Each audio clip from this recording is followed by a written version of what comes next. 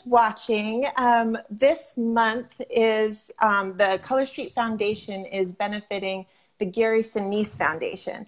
And the strip that we're selling is called Because of the Brave. It's the one that I'm wearing right now. Isn't it so pretty?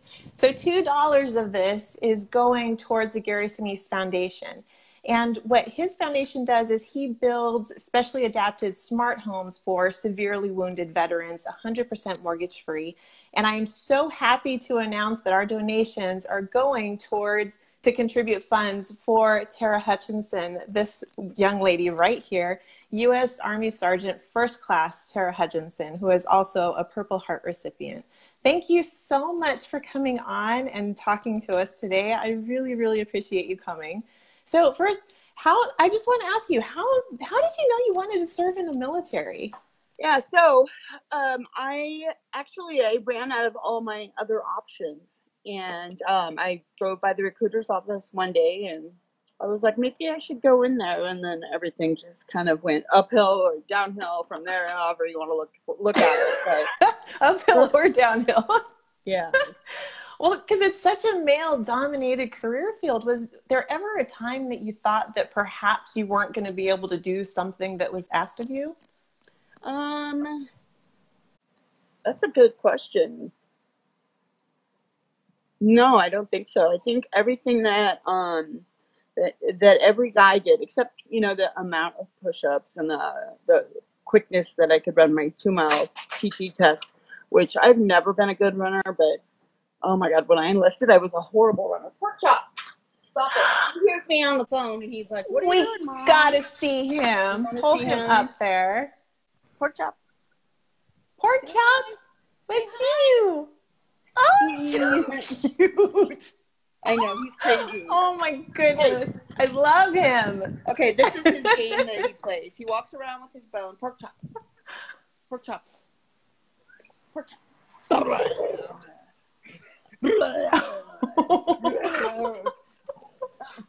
He's crazy. He's absolutely crazy.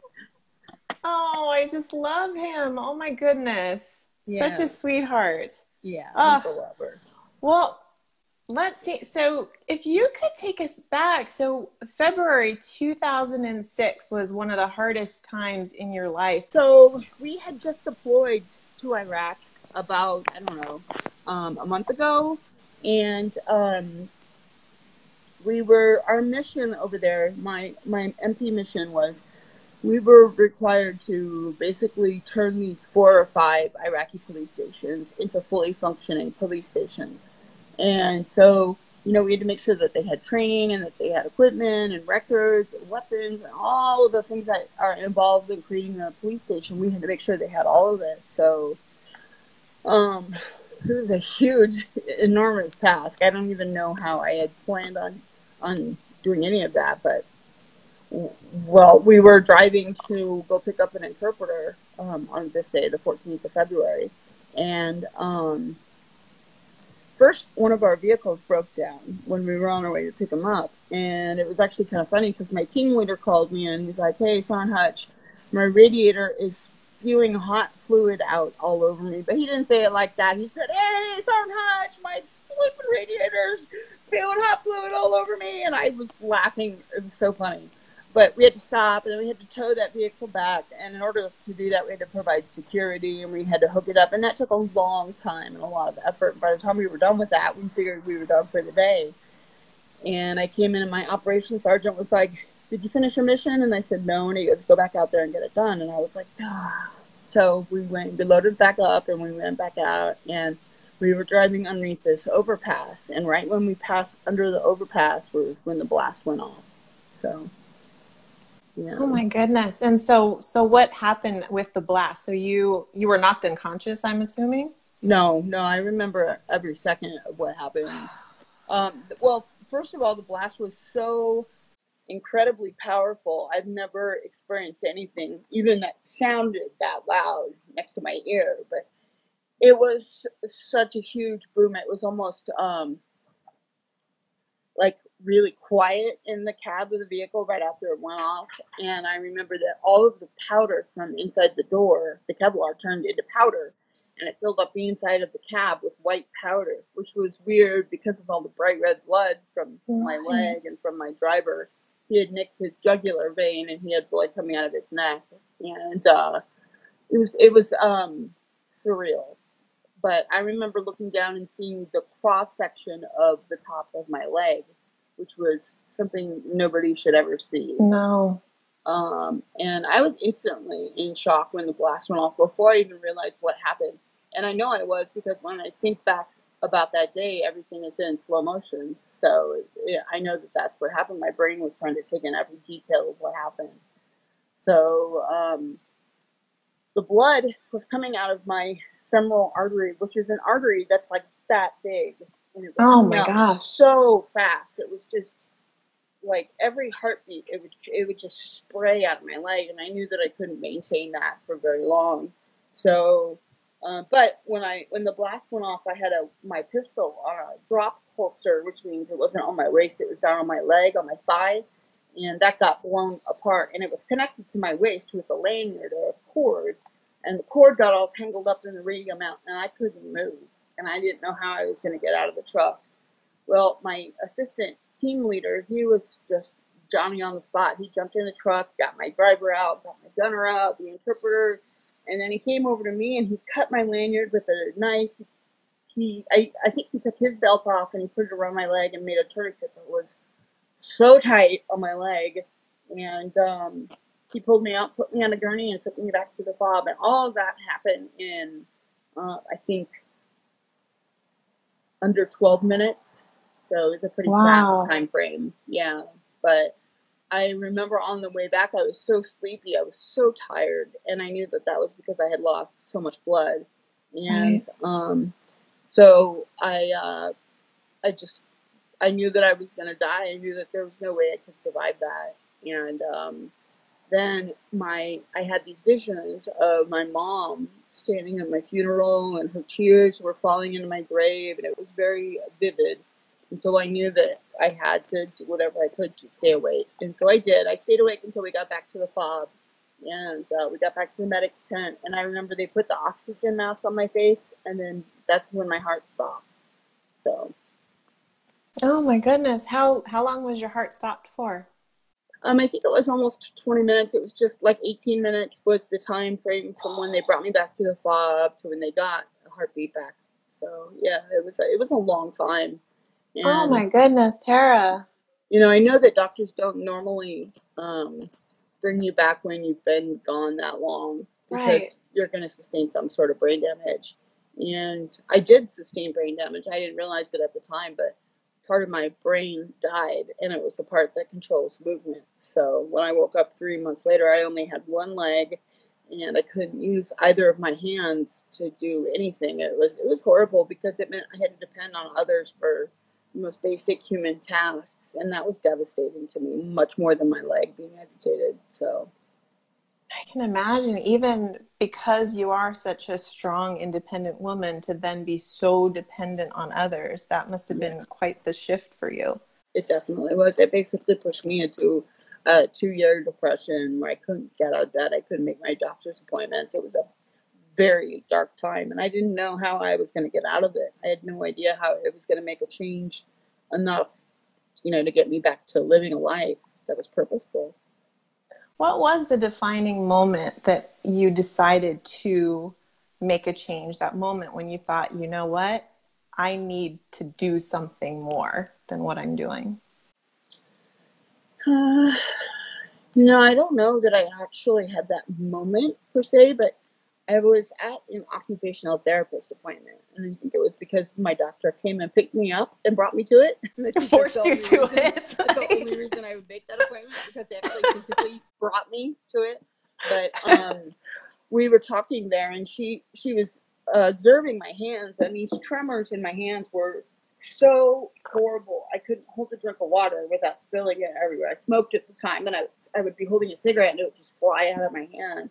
Um, well, this therapist said, maybe you should try a hobby that uses your fine motor skills. She said it might help bring some of the control back in your hands. So on a whim, I decided to try jewelry, and it was incredible. After about 6 months of doing these really tedious tasks, I remember looking at my hands one day and realizing that they were almost back to the point they were before my injury.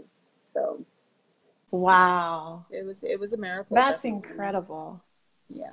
That's just incredible. If there's someone that's watching right now that's dealing with PTSD or depression or fighting to get through the worst trauma that they've ever had in their life, what's something that you would tell her? Well, I would definitely say that going through trauma, you can look at it two ways. You can look at it as a victim and say that, you know, this is what happened to me and I'm worse off for it, or you can decide that it's going to refine you and make you into a more powerful person and somebody who's resilient to things like that. And you have to make that decision on your own. Nobody else can make it for you. And on top of that, nobody will make it for you. It's something that you have to make that decision on your own, and you have to decide to change in order to make that change. So It's so true. If you could go back in time and knowing then what you know now, would you still serve? definitely, in a heartbeat, I would. Yeah, it was the best time of my life. It was super fun and exciting. Every day was exciting. I didn't have to worry about what I was going to wear, which was nice. That's a big one. Yeah, it was a huge one. I was so fit and strong, and it was a really incredible time. So yes, I would do it again in a Wow. heartbeat. How did you feel when you found out that Color Street, there's about between 50 and 60,000 stylists now that we're all like going behind you and we're all trying to raise this money for you. How did it make you feel when you thought that a whole entire company is basing an entire month to try to help you and serve you? Is there that many of them? Yeah, we're Oh my growing gosh. fast. Well, I am basically beyond honored that that I would be that anybody would decide that I would be worthy enough to build a house for. And then on top of that, have you guys decide to help the foundation, which does so many great things for soldiers all across the United States, that you guys would decide to help them. It's just, I'm speechless, which is pretty rare. So, Well, Tara, I wanted to thank you so much for your service. You have sacrificed so much, and you are oh, exactly the type of woman that I want my daughter to look up to. well, You have thank you done so so much much. for this country, and I'm getting choked up just because I thank you. I can't even thank you enough. I really appreciate Oh, you. that's very So where sweet. can people go to buy your jewelry? Because it's gorgeous, and I've looked at it online, so I want you to tell them where can they go because it's just beautiful. Well, I have a website called tarahutchjewelry.com. Or I'm on Facebook. You can purchase my jewelry from my Facebook page. Sorry, I'm getting notifications. I actually just visited my new house yesterday and I took a bunch of pictures and I posted Really? them. I did. I posted them on my Facebook page and it is just beautiful. Oh, Beautiful. that makes me It's so happy. yeah, every time I go in there, it's just like tears, you know, and all the Oh. construction guys are like, she's back again. But it's really, really beautiful, and everything is basically tailored to me. And my jewelry studio is amazing. It's really, really nice. So it's going to be nice to not have to work out in the weather anymore. So can I show you around my studio? Yes, please. Let me figure out how to turn this around. There we go. Sit. Sit. No. Okay. Speak. Good boy. Quiet. Speak. Quiet. Oh, Good. Good. Yeah. so sweet. So this is where I do my Love it. fabrication. It's basically got all of Uh-huh. my hand tools and my power tools. Some of my power tools, I should say. But that's my scrap drawer. Eventually, I'll turn all that into a refinery and get some of my money back on it, but it's got gold and silver in there. And this is Wow, just yeah. a pile of junk that I don't know what else to do with. Little refrigerator. This is where I sit and I can look out and say hi to my neighbors who want to come in and say hi to me, which happens a lot, unfortunately. Pork Chop's Well, I would little, too if I lived near you. oh, Pork Chop's little Ben with his toys that he has to take out every day. If I put them away, he has to dig through there and bring every one of them out. He's like a little kid.